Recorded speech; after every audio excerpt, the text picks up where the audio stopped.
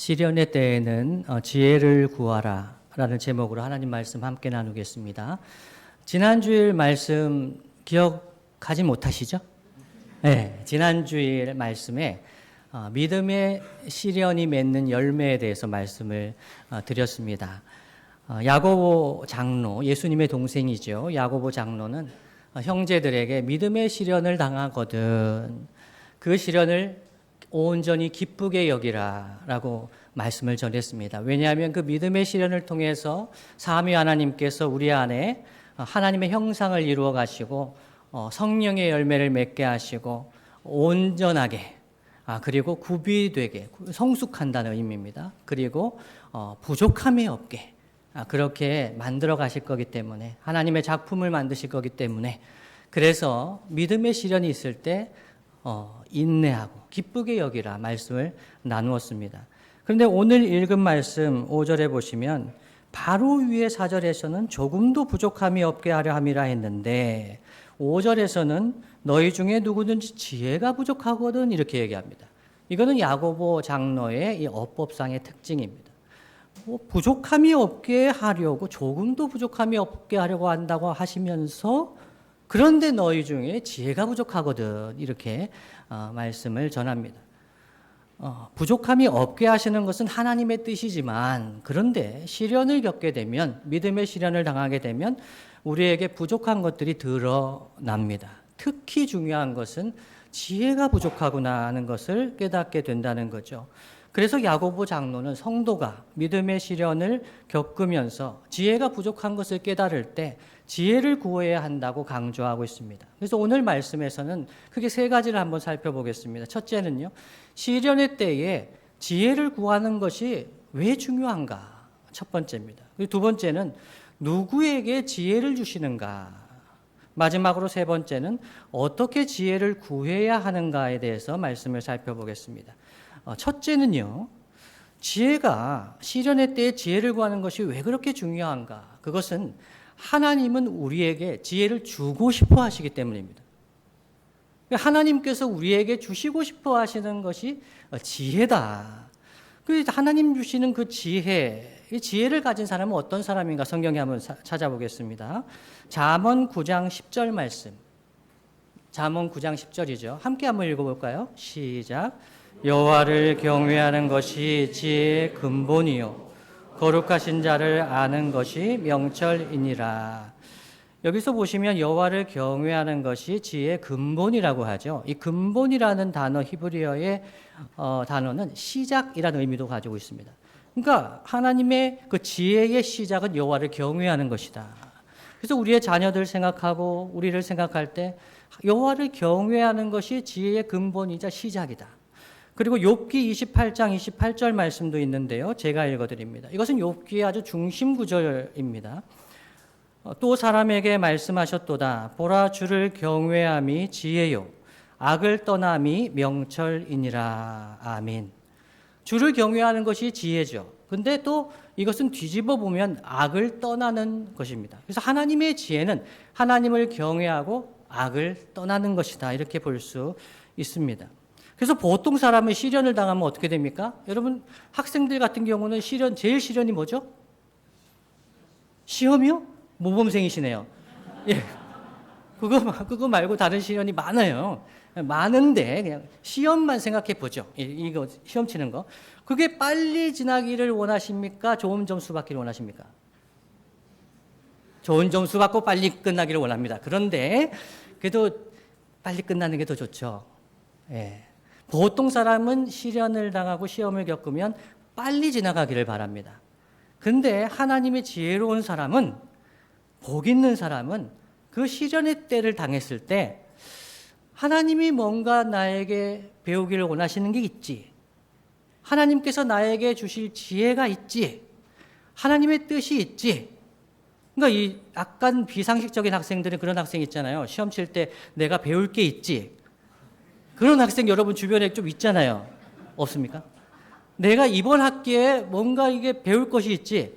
뭘 배워 중요한 거 체크하고 그러면서 시험을 치면서 내가 이거를 배웠구나 하는 학생은 100명 중에 한 명이 있을까 말까 한 거죠.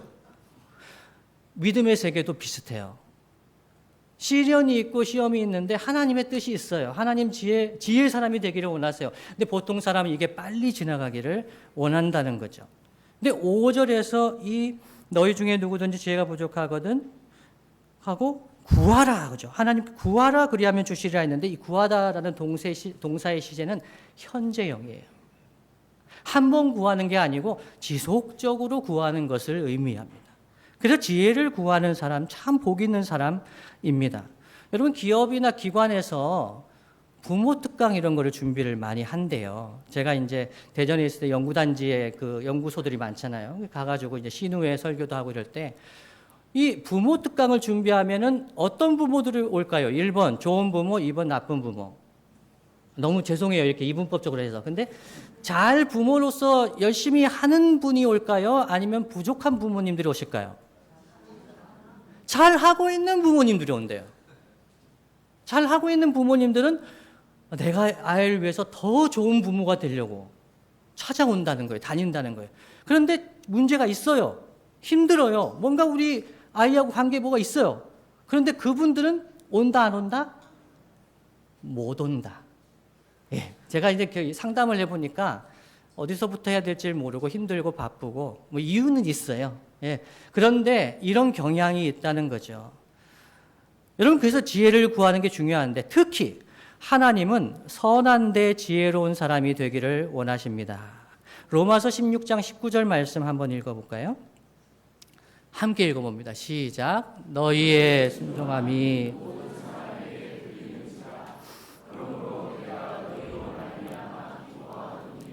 너희가 선한데 지혜롭고 악한데 미련하기를 원하노라. 아멘. 여러분 부모님들은 자녀들 보면은 아직 지혜가 많이 부족한 것 같죠. 근데 제가 놀란 게 있어요. 우리 자녀들이 어떤 분야에는 매우 뛰어나요. 너무너무 뛰어납니다. 제가 따라갈 수 없을 만큼 뛰어나요. 지혜가 없는 게 아니라는 거죠. 그런데 선한데 지혜롭고 악한 데는 좀 미련했으면 좋겠는데 우리 인생은 하나님의 자녀들도 악한 데는 막 지혜롭고 선한 데는 관심 없고 이럴 때가 있다는 거죠. 그래서 선한 데 지혜롭고 악한 데 미련하기를 원하노라 이런 거예요. 악한 일이나 자기 욕심을 채우는 일에 정말 지혜롭습니다. 열정도 막 생깁니다. 그런데 선을 행하는 일에는 열정이 잘 생기지 않습니다. 지식이 있더라도 잘 실천이 안 됩니다. 미루고 미룹니다. 하나님 사랑하고 이웃 사랑하고 친구 사랑하고 친구한테 미안하다고 얘기하고 친구한테 내가 잘못했어라고 이야기하는 거 잘 안 됩니다. 선한 데잖아요. 친구를 사귀는 거 잘 안 돼요. 어려워요. 그러니까 좋은 일일수록에 이게 지혜가 부족한데 이런 데는 지혜가 약하다. 특히 야고보서에서 이 야고보 장로가 하나님께서 주시는 지혜는 어떤 지혜인가 강조할 때 지식이 선한 실천으로 이어지는 성숙함, 이것이 지혜라고 이야기를 합니다. 야고보서 생각하면 여러분 행함이 없는 믿음은 죽은 믿음이다 이런 거 기억나시죠? 야고보 장로의 중심 메시지 중에 하나잖아요. 행함이 없는 믿음은 죽은 믿음이다. 다른 말로 하면 실천이 없는 지식은 죽은 지식이라는 거예요. 일관되게 야고보 장로는 이 관점을 견지하고 있습니다. 지식이 있어도 여러분 항상 실천에 이르는 것은 아닙니다. 저도 아이들 키우면서 사랑해줘야지, 예뻐해줘야지 하는 마음이 어렸을 때 들었어요. 근데 마음은 아이들 만나기 전까지는 그런 마음인데 만나면 어떻게 됩니까? 만나면 이제 여기서 뭐가 올라오는 거죠. 이럴 수가 있는가 도대체?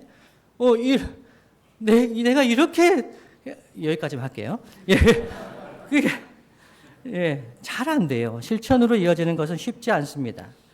그래서 야고보가 말하는 지혜는 실천으로 이어지는 지식입니다. 예전에 예수원의 대천덕 신부님은 지혜가 무엇인가라고 얘기할 때 지식에 사랑을 더한 것이다 이렇게 말씀하셨어요. 지식에 사랑을 더한 것이 지혜다. 따라서 지혜의 사람은 하나님의 말씀의 지식이 사랑의 열매로 나타나는 사람 이 사람이 지혜로운 사람이다. 하나님의 지혜를 가지고 있는 사람이다. 이렇게 볼 수 있겠습니다. 주님이 사랑하시는 성도 여러분, 특히 자녀 여러분, 청년 여러분, 여러분이 지혜의 사람이 되시기를 예수님의 이름으로 축복합니다.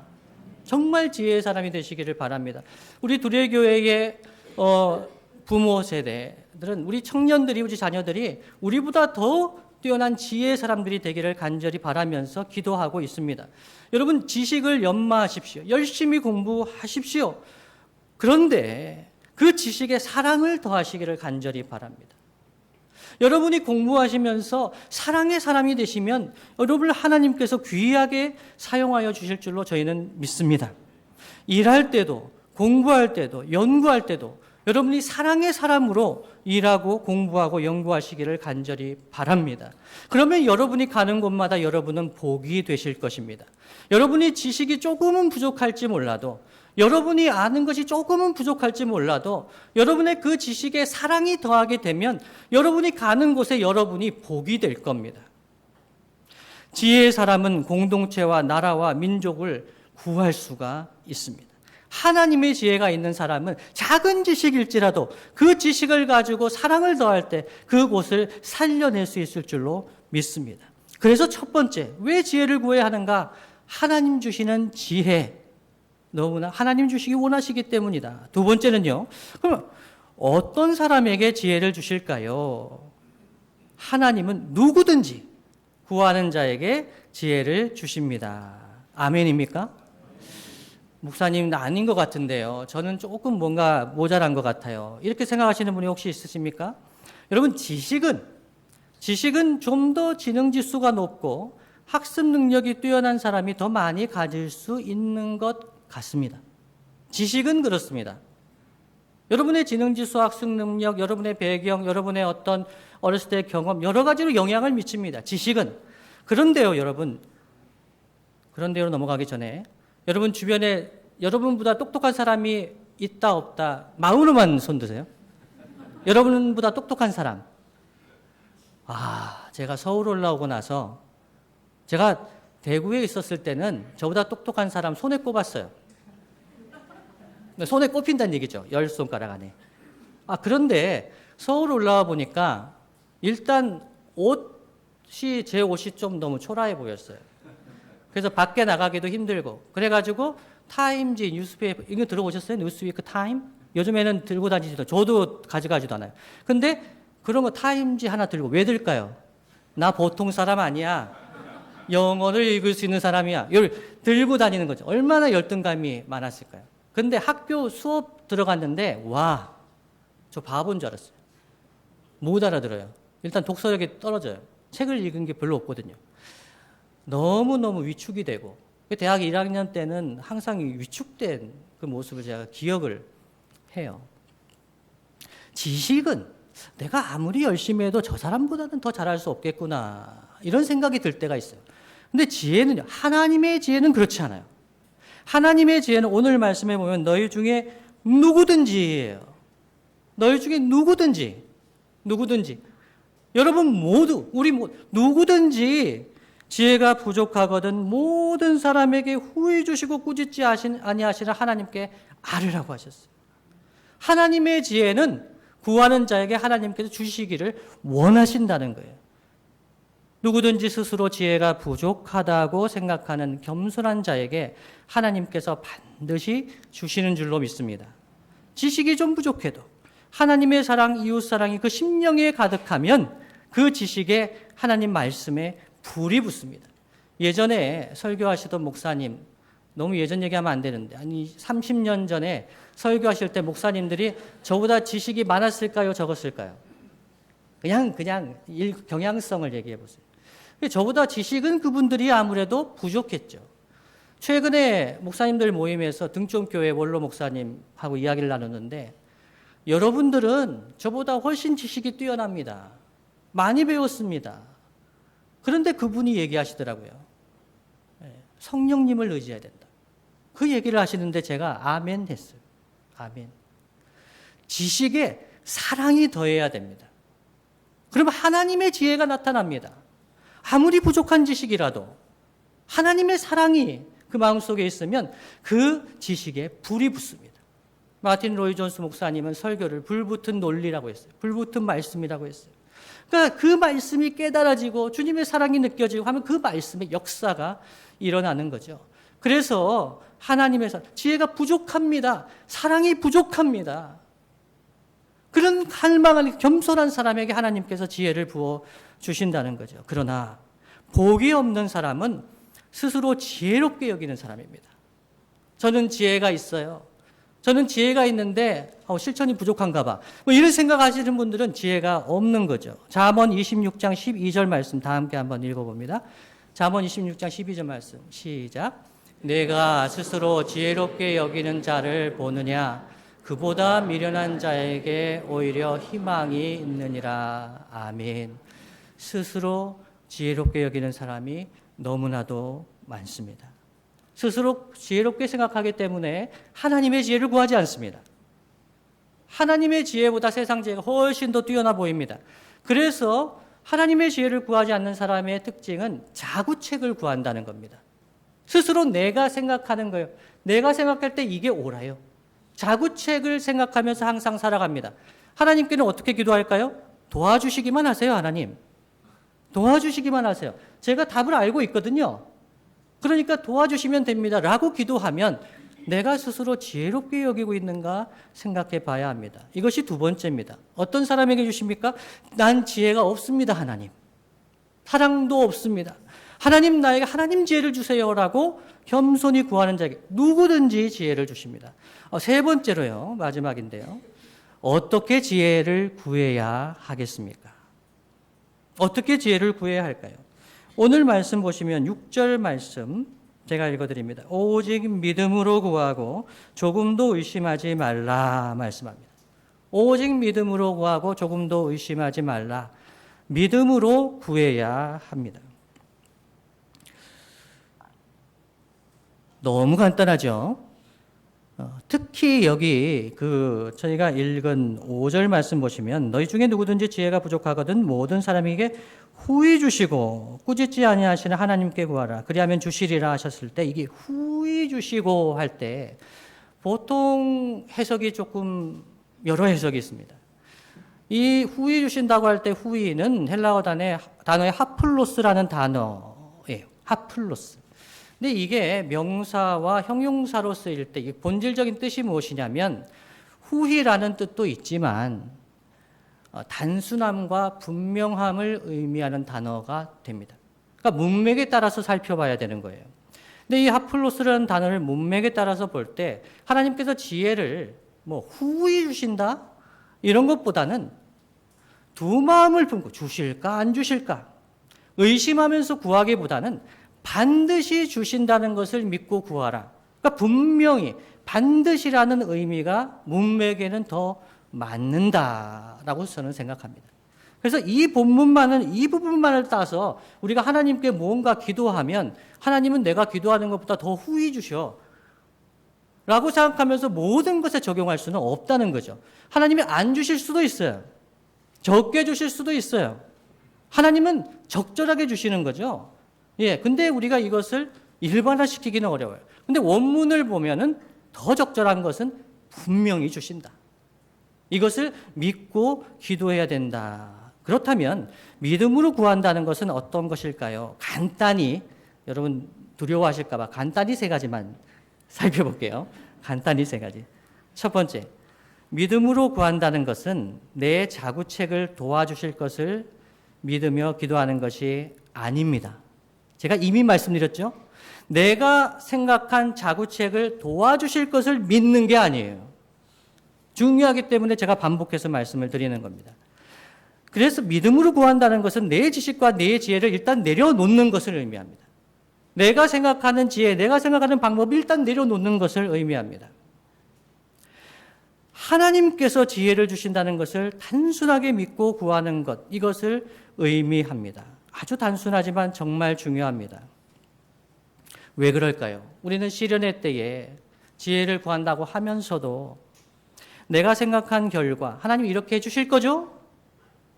하나님 이렇게 해서 이렇게 되게 해주실 거죠?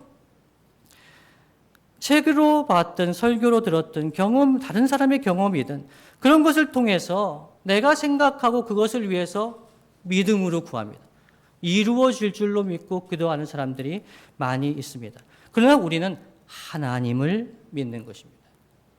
내가 생각한 결과를 믿는 것이 아닙니다. 하나님을 더 신뢰해야 됩니다. 하나님을 믿지 않고 내가 어떤 결과를 믿고 그 결과를 가지고 하나님께 때를 쓰는 것은 어떤 사람은 가장 믿음이 없는 상태라고 이야기를 합니다. 어떤 주석학자는 그렇게 얘기합니다. 가장 믿음 없는 상태가 무엇인가? 하나님을 믿지 않고 결과를 내가 정해놓고 기도하는 것이다. 하나님 믿을 수 없으니까요. 그렇게 이야기합니다. 이게 첫 번째입니다. 믿음으로 구한다는 것은 내 자구책을 내려놓는 것이다. 둘째는요, 의심하지 말고 구해야 합니다. 의심하는 사람은 마치 바람에 밀려 요동하는 바닷물결 같고 두 마음을 품은 사람 같아서 모든 일에 정함이 없다. 다른 말로 하면 안정이 없다라고 이야기를 합니다. 여러분, 그런데 질문 하나 드릴게요. 사람이라면 어찌 시련의 때에 의심이 없겠습니까? 사람인데요. 제가 지난주에 말씀드리지 않았습니까? 믿음의 시련은 마귀가 뭘 공격한다고요? 믿음을 공격하잖아요. 믿음이 흔들립니다. 시련이 와요. 제가 어렸을 때 대표적으로 겪었던 시련이 뭔지 말씀드렸죠. 제 어머니가 진짜 제 어머니인가? 기억 이제 잊으셨습니까? 제가 고기를 좋아해가지고 어머니가 저한테 정육점에서 주워왔다 그러셨어요. 제가 다리 밑에서 주워왔다 그랬으면은 제가 안 믿었을 거예요. 근데 정육점에서 주워왔다 너는. 내가 읍내 시장에 갈 때마다 정육점 아주머니를 보면은 제 어머니인 것 같고, 아유, 웃으실 일이 아니에요. 저는 그때 시험에 들었다는 거예요. 그러니까 이 믿음이 흔들리는 거죠. 의심이 드는 거죠. 그런데 의심하지 말라고요? 의심이 드는데 하나님께서 지혜를 주실 것을 믿고 기도해야 되는데 사실 그때는 잘 그런 믿음이 안 들 때예요. 그래서 야고보 사도는 의심하지 말고 기도하라는 거예요. 그 답은 누가 주신다고요? 하나님이 주실 테니까, 지혜를 하나님 주실 거니까 하나님 믿고 기도해라. 의심하지 말고 기도하라 그러니까 맹목적으로 그냥 믿고 기도하면 지혜가 하늘에서 떨어질까 이런 생각을 할 때도 있었습니다. 그런데요, 여러분, 우리가 그런 순간에, 의심의 순간에, 시련의 순간에 기도할 때 처음에는 안개가 차욱한 것 같고 의심하는 마음이 내 마음에 가득한 것 같습니다. 그런데 하나님을 믿고 하나님을 경외하고 하나님은 살아계셔. 하나님 나에게 지혜를 주실 거야. 하나님은 완전한 지혜를 예비하셨다고 했어.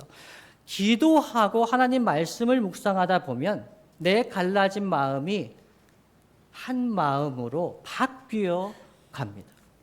처음부터 두 마음을 품지 않고 한 마음으로 전심으로 기도하는 사람은 없습니다.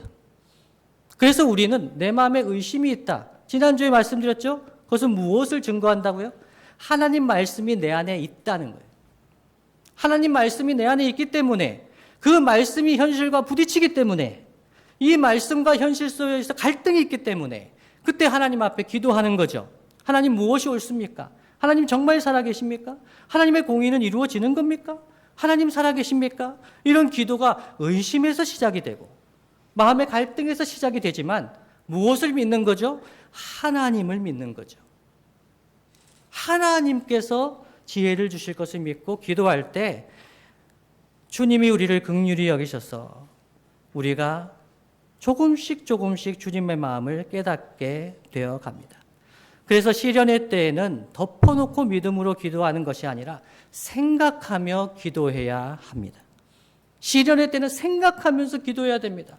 말씀을 묵상하면서 기도하면서 그럼 생각하면서 또 기도하고 하나님의 뜻을 물어야 합니다.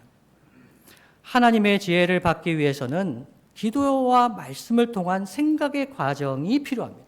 그래서 인내가 필요한 거죠. 하나님을 신뢰하면서 인내하면서 기도하며 말씀을 통해서 생각해야 합니다.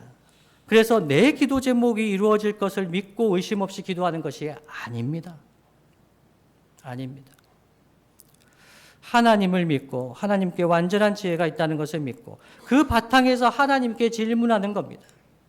그래서 믿음의 시련을 당한 성도들 기도하는 것을 옆에서 한번 잘 들어보세요. 안 들리지만 질문이 많습니다. 질문. 하나님, 왜 이런 거죠? 하나님 왜 제 삶에 이런 일이 있는 거죠? 하나님의 뜻은 무엇이죠? 질문하면서 생각하면서 그렇게 하나님을 믿고 나아갈 때 한 마음으로 나아가는 거예요. 변함없이 하나님을 신뢰하는 마음인 거죠. 두 마음을 품은 사람은 어떤 사람일까요? 길게 얘기하면은 어려우시니까 두 마음을 품은 사람은 한 가지만 기억해 주세요. 양다리를 기억해 주세요. 양다리. 두 마음을 품은 사람이 양다리를 걸친 사람입니다. 하나님과 세상 사이에서 마음을 정하지 못하고 마음이 갈라져 있습니다. 왔다 갔다 하는 상태입니다. 그런데 여러분 절대로 양다리를 무시하지 마시기 바랍니다. 양다리 무시할 거 아닙니다. 양다리는요 정말 바쁩니다. 양다리 해보셨어요? 양다리 훨씬 바빠요. 여러 사람에게 다 잘해줘야 되거든요. 이 사람이 더 좋아할까 저 사람이 더 좋아할까 막 살펴야 되거든요. 굉장히 바빠요. 고달픕니다. 어느 사람을 선택할까 결정장애가 막 커집니다. 그러다 양다리가 욕먹는 거예요. 예. 엄청 고민합니다. 안정이 되지 않습니다. 그러나 여러분 한 사람을 사랑하는 사람 어떻습니까? 사랑하는 사람이 한 사람이에요. 분명해요. 그럼 그 사람에게는 힘이 있어요. 평안이 있어요. 안정이 됩니다. 하나님을 전심으로 사랑하고 신뢰하는 사람도 안정이 됩니다. 평안이 있습니다. 폭풍이 불고 태풍이 와도 시련이 와도 하나님을 전심으로 사랑하는 성도에게는 하늘 평안이 있습니다. 예전에 이런 분이 있었습니다. 안수 집사님이었는데요. 손녀 이름을 지으셨대요. 장명소에 가서 지으셨답니다. 웃으시죠? 실제로 있었던 일이에요. 그래서 제가 그 정도 했으면 됐는데 획수를 맞췄대요. 한문 획수를 맞춰가지고 그래야 복이 있다고. 제가 그걸 들으면서 여러분 어떻게 생각하세요? 하나님께서 우리에게 복 주시는 분이잖아요. 전능하신 하나님. 근데 안수 집사인데 장명소에 가서 이렇게 이름을 지었다고 자신 있게 얘기를 하셨어요. 목회 데이터 연구소에서 2023년 11월 8일부터 11월 14일까지 7일간 전국의 만 19세에서 34세까지 기독 청년 남녀 밑줄, 이게 교회 다니는 청년한테 물어봤다는 거예요. 1000명한테, 전국 단위 1000명 대상의 설문조사였어요. 교회 청년 중에서 점이나 사주나 타로를 봤다. 몇 %였을까요? 교회 다니는 청년이에요. 70%요? 몇 %였을까요? 42%였어요. 이 설문조사에 응답할 정도면 교회에 그래도 꾸준하게 다니는 청년이에요. 42%가 점, 사주, 타로 봤다는 거예요. 지난 1년간. 여러분, 우리가 정말 하나님 살아계신 것을 믿습니까?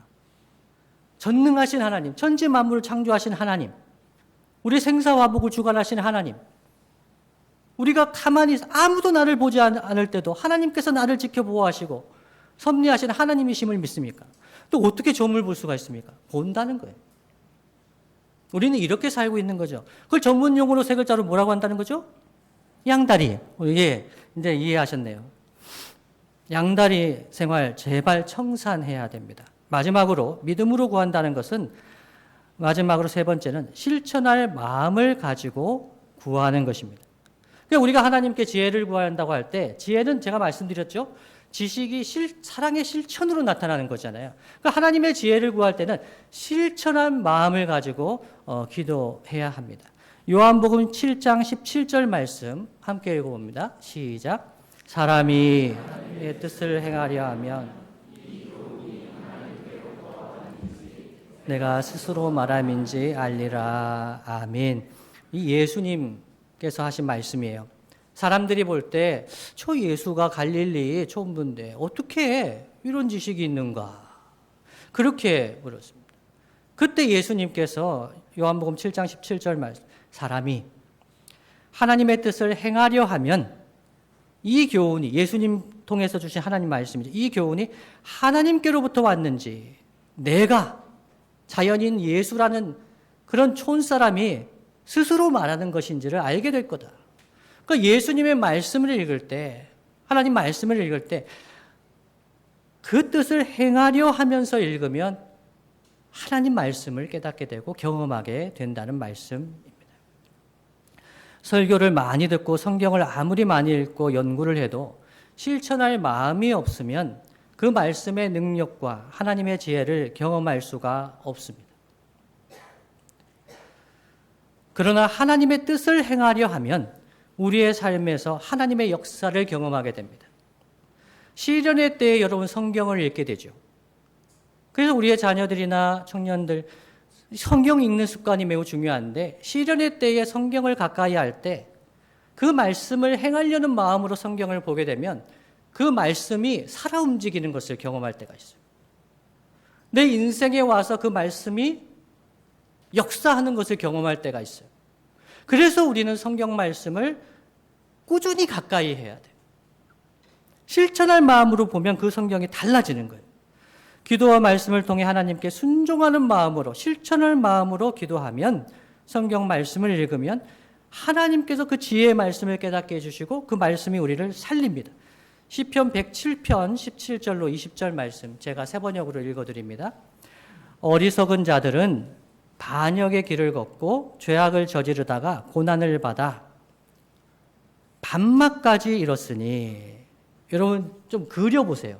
이 어리석은 사람이 반역의 길, 하나님 말씀을 그냥 떠나서 마음대로 막 살다가 죄악을 저지르다가 고난을 받으니까 밤낮까지 잃어버렸어요. 너무 힘들어요. 그러면서 이미 죽음의 문턱에까지 이르렀다. 19절에요. 그때에 그들이 고난 가운데서 주님께 부르짖으니 한. 그러니까 우리 어떤 사람이 반역의 길을 걷고 마음대로 살다가 밤낮까지 잃어버렸는데 그 죽음의 문턱에서 하나님께 기도했어요. 고난 가운데서 주님께 부르짖었어요. 어떻게 됐을까요? 주님께서 그들을 곤경에서 구원해 주셨다 하는 거예요. 근데 어떻게 구원해 주셨나요? 20절 말씀이죠. 다 함께 있습니다. 시작. 단 한마디 말씀으로 그들을 고쳐주셨고 그들을 멸망의 구렁에서 끌어내어 주셨다. 아멘. 하나님이 우리를 구해 주실 때 아무리 어리석은 자가 하나님을 떠나서 마음대로 살고 있는 사람이라도 그가 그 죽음의 문턱에서 하나님께 간구할 때 부르짖을 때 그때 하나님께서 그를 도우시는데 어떻게 도우신다고요? 하나님 말씀으로 도우신다는 거예요. 하나님 말씀을 깨닫게 해주셔서 탕자도 그렇잖아요, 여러분. 탕자도 그냥 마음대로 살다가 타국에서 거지 신세가 됐는데 아버지가 떠오른 거죠. 하나님 말씀이 떠오르면 그 인생이 살아납니다. 말씀을 마무리하겠습니다. 주님이 사랑하시는 성도 여러분, 하나님의 지혜는 시련을 겪는 한 인생 그리고 가정과 나라와 민족을 살릴 수 있습니다. 하나님 말씀이 임하면 한 사람을 살리고 가정을 살리고 나라와 민족을 살릴 수가 있습니다. 하나님과 이웃을 사랑하는 지식, 불붙은 지식, 사랑을 더한 지식, 시련을 이겨낼 수 있는 지혜가 됩니다. 제가 청년 때 장로님들, 권사님들, 집사님들께서 지나치면서 만나서 식사 대접해 주시면서 한 말씀씩을 해주신 게 있습니다. 저는 그때 그분들의 말씀이 지금까지도 기억이 나는 말씀이 많습니다. 왜 그럴까요? 사랑이 담긴 지혜로운 말씀이었습니다. 그분들이 저를 아껴주시는 게 마음으로 느껴졌습니다. 지금도 감사드리면서 기억합니다. 그러나 사랑이 담기지 않은 지식의 말은 젊은이들을 매우 열받게 합니다. 경험해 보셨죠? 지식은 맞는 말이에요. 맞는 말이에요. 그런데 사랑이 담기지 않았어요. 그러면 그거는 전문 용어로 세 글자인데 뭐라고 하죠? 어떻게 하세요? 네, 잔소리예요. 네, 맞는 말이에요. 진리인 것 같아요.